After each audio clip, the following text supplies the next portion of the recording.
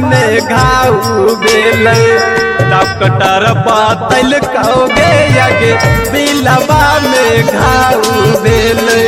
Doctor बतल कहोगे यगे दिलवा में घाव भेले रोज रोज बुखार लागो याद तोर सातल कहोगे यगे दिलवा में घाव भेले डॉक्टर बतल कहोगे यगे दिलवा में घाव भेले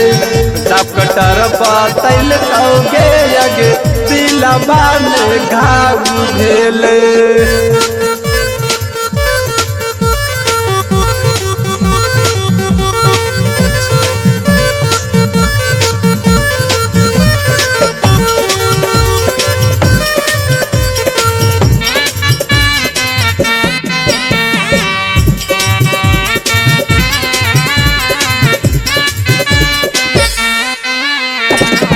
फूट गेल करम टूट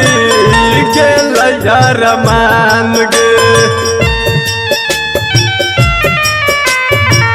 फूट गेल करम टूट गेल यार मान गे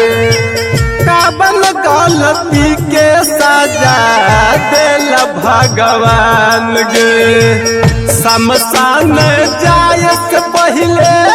चेहरा देखाई देगे यगे दिलवा में घाव भेले डॉक्टर बतल कहोगे यगे दिलवा में घाव भेले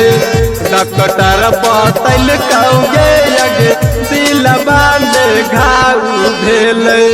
रोज रोज बुखार लागा याद तर सातल कहोगे यगे दिलवा में घाव भेले डॉक्टर बतल कहोगे यगे दिलवा में घाव भेले डॉक्टर बतल कहोगे यगे दिलवा में घाव भेले।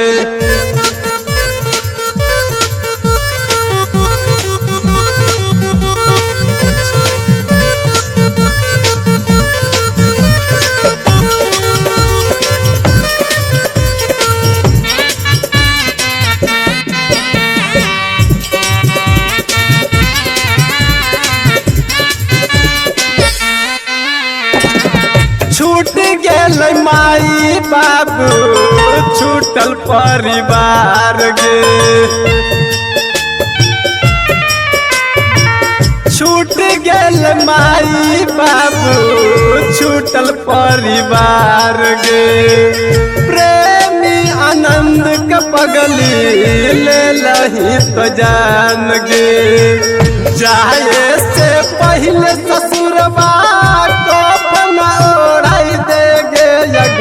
दिलवा में घाव भेले डॉक्टर बतल कहोगे यगे दिलवा में घाव भेले